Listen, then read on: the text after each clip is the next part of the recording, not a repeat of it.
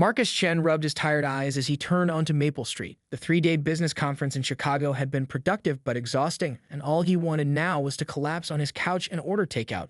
He hadn't even been supposed to come home until tomorrow, but the final day's sessions had been canceled when the keynote speaker fell ill, giving Marcus an unexpected early return to his suburban ranch house. The late afternoon sun cast long shadows across his front lawn as he pulled into his driveway. Something felt off. Marcus sat in his car for a moment, trying to identify what had triggered his unease. Then he noticed it. His garage door was partially open, raised about 2 feet from the ground. He was certain he had closed it before leaving. Marcus was meticulous about home security, especially when traveling. As he contemplated whether to call the police immediately, a white rental truck with blue lettering pulled up behind his car, blocking him in the driveway. The truck's engine idled for a moment before shutting off. Odd, Marcus thought. He wasn't expecting any deliveries.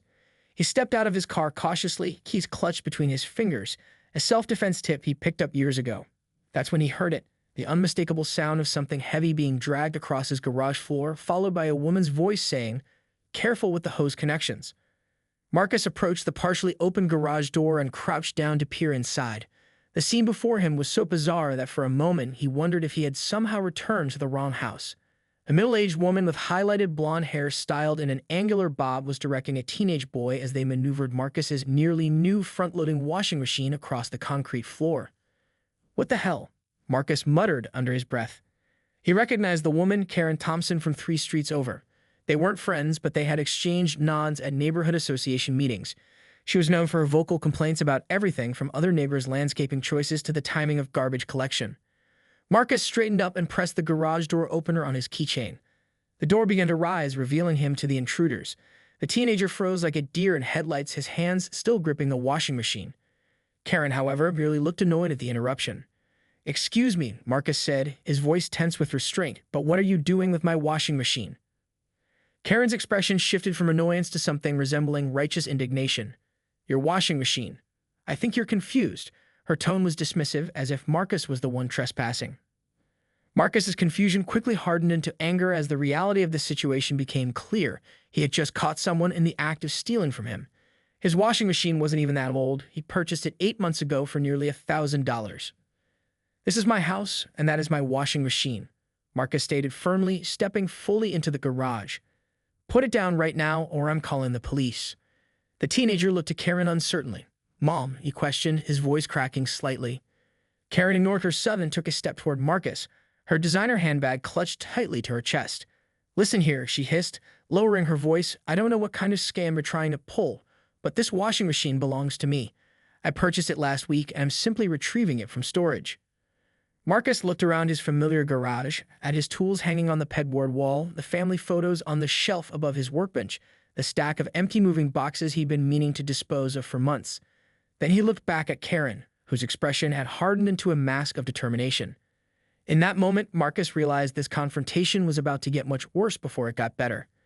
He reached for his phone. "I'm calling the police," Marcus said, his thumb hovering over his phone screen. He positioned himself squarely in the garage doorway, blocking any easy exit to the rental truck outside. Karen's eyes narrowed as she assessed the situation. In one fluid motion, she reached into her designer handbag and produced her own phone, her acrylic nails clicking rapidly against the screen. "Not if I call them first," she snapped. Before Marcus could process what was happening, Karen had the phone to her ear. Her entire demeanor transformed instantly. Her shoulders hunched forward, her free hand trembled visibly, and her voice took on a quavering quality that hadn't been there seconds before. 911, please help me." Karen's voice cracked with manufactured fear. "There's a man threatening me and my son while we're trying to retrieve our property. I think he might be dangerous." Tears welled in her eyes on cue, though not a single one spilled onto her meticulously made-up face. The teenage boy shifted uncomfortably from one foot to another.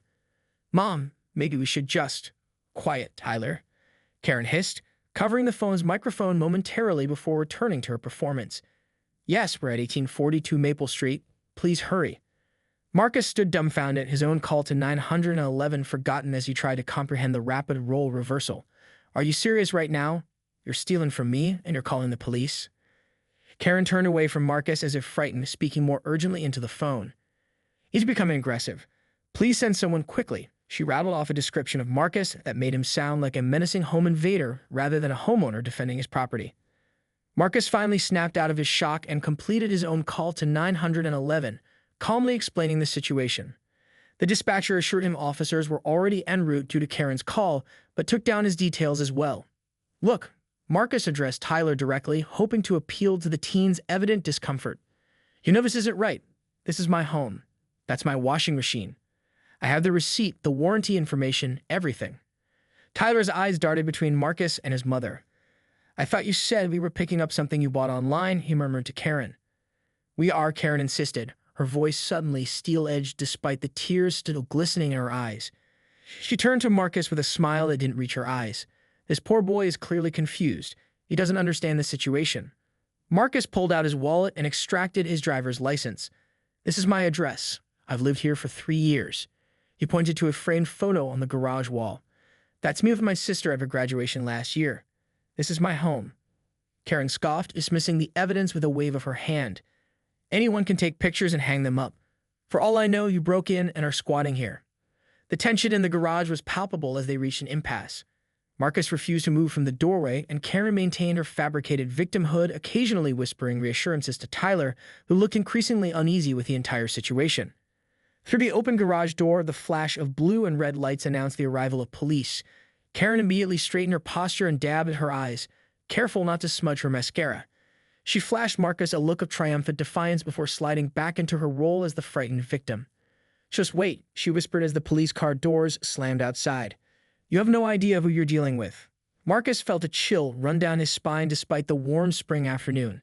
Something in Karen's confident smirk suggested this wasn't her first time turning a situation on its head.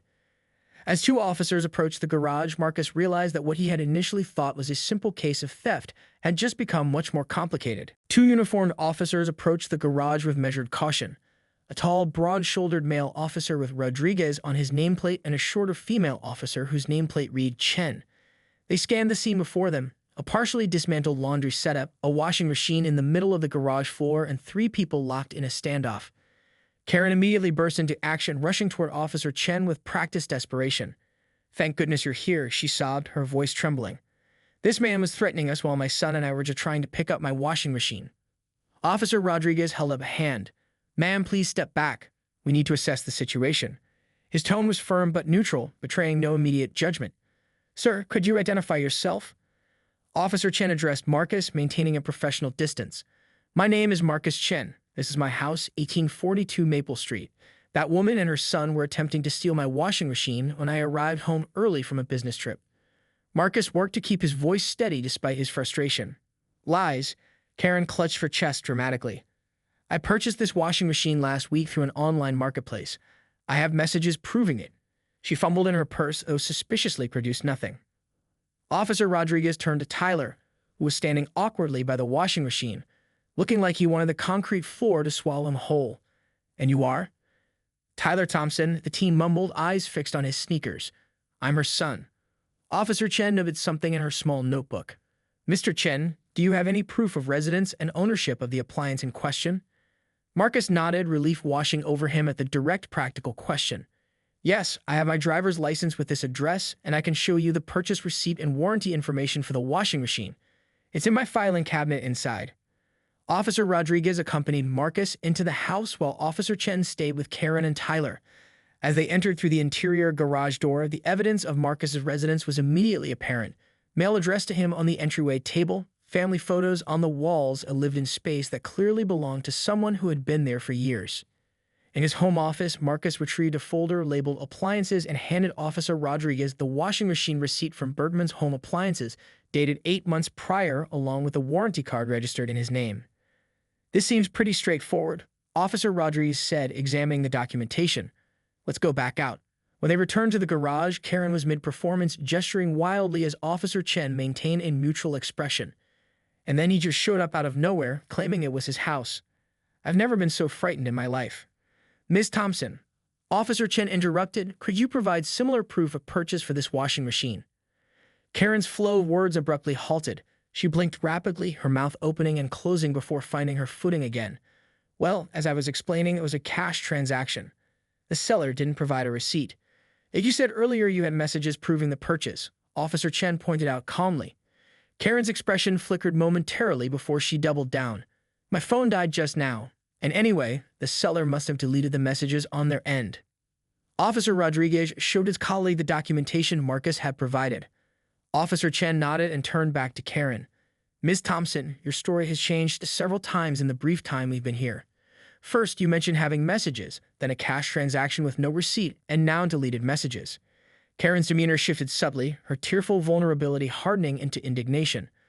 Are you calling me a liar? I want to speak to your supervisor.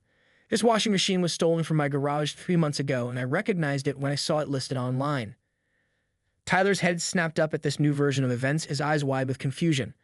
Officer Chen noticed the reaction and made another note in her book. Ma'am, may I see your identification? Officer Rodriguez asked. Karen clutched her purse tighter. Why? Am I being accused of something? I'm the victim here. Standard procedure, Officer Chen explained, though her expression had grown more skeptical. She spoke into her radio, requesting a records check while Officer Rodriguez continued to question Karen, whose story was unraveling with each passing minute. Officer Chen's radio crackled with a response to her records request. She stepped aside to listen, her expression remaining carefully neutral despite whatever information was coming through her earpiece. Meanwhile, Karen had launched into an increasingly convoluted explanation about how she'd recognized her washing machine from a distinctive scratch on the control panel. A scratch Marcus knew hadn't been there when he left for his business trip. Mom, Tyler finally interrupted, his voice cracking with a particular strain of teenage embarrassment mixed with moral crisis. Can I talk to you for a minute? Privately? Karen shot her son a warning glance. Not now, sweetie. The adults are sorting this out. Officer Rodriguez observed the interaction with interest. Actually, I'd like to speak with Tyler for a moment, if that's all right. His tone made it clear this wasn't really a request. Absolutely not. Karen's voice rose sharply. He's a minor. You can't question him without my consent or a lawyer present. I'm not questioning him, ma'am. I'm just having a conversation. Officer Rodriguez replied evenly. Tyler, would you mind stepping over here with me for a moment? Tyler looked at his mother, then back at the officer, internal conflict evident on his face. I think I should tell the truth. Karen's composure cracked. Tyler, don't say another word. But something had shifted in the teenager. Perhaps it was the mounting evidence against his mother's story, or maybe the realization that he could potentially face consequences for a crime he had knowingly committed. Whatever the catalyst, Tyler straightened his shoulders and spoke directly to Officer Rodriguez. She told me we were picking up a washing machine she bought online at a really good discount, he said, words tumbling out quickly before he lost his nerve. She does this kind of thing sometimes, finds good deals on stuff. I didn't know we were stealing anything, I swear. The garage fell silent. Karen's face flushed red, her carefully crafted victim persona dissolving into undisguised fury. You ungrateful little, she caught herself, attempting to pivot back to her performance. He's confused. He doesn't understand what happened. Officer Chen returned from her radio conversation, exchanging a meaningful glance with her partner. Miss Thompson, could you provide your ID now, please? Karen's eyes darted between the officers, calculating. With obvious reluctance, she opened her purse and produced a driver's license. Officer Chen examined it carefully. This says Karen Wilkins, not Thompson, she observed. Thompson is my married name, Karen responded quickly. I never updated my license after the divorce. Officer Chen made another note. Interesting, because the system shows a Karen Thompson with a different date of birth and a Karen Wilkins with outstanding warrants in Harrison County. She looked up from her notebook. We also have reports filed for a Catherine Wilson and a Cara Williams with similar descriptions to yourself, all of complaints of theft and fraud in neighboring counties. The blood drained from Karen's face, leaving her complexion blotchy beneath her makeup. That's ridiculous. This is a case of mistaken identity. Officer Rodriguez turned to Tyler. Son, do you have any identification with you? Tyler produced a high school ID card with Tyler Goodwin, printed beneath his photo. Goodwin? Marcus echoed, growing more confused by the minute. Tyler looked embarrassed. That's my dad's last name. My mom changes her name a lot. She says it's because of my dad harassing her. But he trailed off, looking at his mother with new understanding in his eyes. Officer Chen's radio crackled again. She listened, then turned to her partner. Dispatch confirmed the rental truck was obtained using a fraudulent credit card this morning. Ms. Wilkins, or Thompson, or whatever your actual name is, Officer Rodriguez said, his voice hardening, please turn around and place your hands behind your back. You're under arrest for attempted theft, identity fraud, and credit card fraud. As Officer Chen began reading Karen her rights, the woman's carefully constructed facade finally collapsed completely, revealing the calculating criminal beneath the suburban mom exterior. As Officer Chen secured a handcuffed Karen in the back of the patrol car, a woman's demeanor underwent yet another transformation. Gone was the tearful victim, replaced by a cold, calculating individual who spat threats about lawsuits for false arrest and police harassment. Her voice carried across the driveway, sharp enough to make several neighbors peek out their windows. "Sir," Officer Rodriguez addressed Marcus, "with your permission, we'd like to take a look inside that rental truck. Given the circumstances, we have reason to believe there may be evidence relevant to this case." Marcus nodded, still processing the rapid turn of events. "Of course, whatever you need." The officer approached the white truck, trying several keys confiscated from Karen's purse until finding the right one. He swung the rear door open, revealing a cargo area that made both Marcus and Tyler gasp. Stacked neatly inside were several household appliances, a microwave, a flat-screen television, a high-end blender still in its box, alongside electronics and what appeared to be jewelry boxes. Each item had a small colored sticker with what looked like an address or code written in precise handwriting. "That's Mrs. Abernathy's TV," Tyler said softly, recognition dawning in his eyes. "Mom said she was selling it because she was moving to a retirement home." His face crumpled as the reality of his mother's deceptions began to sink in. Officer Rodriguez carefully climbed into the truck and discovered a black messenger bag wedged between a rolled-up area rug and what appeared to be a disassembled bed frame. Inside was a laptop, several cell phones, and most damning of all, a leather-bound notebook with meticulous handwriting. Marcus peered over the officer's shoulder as he flipped through the pages, each one dedicated to a different house in the neighborhood. His blood ran cold when he found his own address, complete with notes about his work schedule, the dates of his Chicago trip, and even the code to his garage door, information he had only shared in private social media posts. "How did she know all this?" Marcus murmured, skimming the detailed notes about his home security and daily routine. Officer Rodriguez pointed to one of the phones from the bag. "Social engineering, most likely. These criminals create fake profiles, befriend targets online, and gather information slowly over time." He turned to another page showing a calendar with highlighted dates. "Look at this. She got your return flight marked for tomorrow, if you hadn't come home early." The realization of what might have happened sent a shiver down Marcus's spine. His entire home could have been empty while he sat in conference sessions hundreds of miles away. A detective arrived shortly afterward. A tall woman with salt and pepper hair pulled into a tight bun. Detective Wallace introduced herself with a firm handshake before surveying the contents of the truck. "This is much bigger than a single washing machine," she noted, snapping photos of the notebook and the truck's contents. "We've been tracking similar thefts across 3 counties for months now. Different names each time, but the same MO." She turned to Tyler, her expression softening slightly. "How long have you been helping your mother with these pickups?" Tyler's shoulders slumped. "A few months, I guess. It started with small stuff she said she bought online. Then bigger things she claimed friends were selling." His voice cracked. "I swear I didn't know. She always had a story that made sense." Detective Wallace nodded, making notes in her own notebook. "We'll need a full statement from you down at the station. Your father has been contacted." "My dad?" Tyler looked surprised. "She told me he abandoned us years ago and didn't want anything to do with me." "That's not the story he tells," the detective replied gently. "According to our records, he's been fighting for custody and looking for you for over 2 years." As the detective continued documenting the scene, Marcus found himself staring at his washing machine, the mundane appliance that had uncovered a criminal operation far more extensive than anyone could have imagined. 6 weeks after the washing machine incident, Marcus sat on his back deck with a cup of coffee, watching the early summer sun filter through the maple trees. The initial shock had faded, replaced by a strange mix of vigilance and community connection he'd never expected. His phone chimed with a text message from Detective Wallace. "Thought you'd want to know. Thompson/Wilkins accepted a plea deal. 5 years with possibility of parole after 3. Recovering additional stolen property now." Marcus set down his phone, relief washing over him. The investigation had revealed that Karen, Ho's real name turned out to be Catherine Ellen Moriarty, had been operating her sophisticated burglary scheme across 4 counties for nearly 18 months. She had created over a dozen false identities, each with its own social media presence carefully crafted to integrate into different neighborhoods. The doorbell rang, pulling Marcus from his thoughts. He opened the front door to find Tyler standing awkwardly on his porch, accompanied by a tall man with the same jawline and sandy hair as the teenager. "Mr. Chen," Tyler began, clearly rehearsed. "This is my dad, James Goodwin. We wanted to stop by and apologize again, and to thank you." James extended his hand. "If you hadn't caught her that day, who knows how long this would have continued." The detective said your case was the break they needed to connect all the dots. Marcus invited them in, Noticing how Tyler seemed both younger and older than during their first encounter, the fake bravado gone, replaced by a quieter maturity born from difficult truths. They settled in the living room where Tyler handed Marcus a small stack of mail. "These came to her house for you. We found them when we were clearing out her things." The items were primarily holiday cards and a magazine subscription incorrectly delivered to Karen's address instead of Marcus's similar house number. "She used misdelivered mail as her starting point," James explained.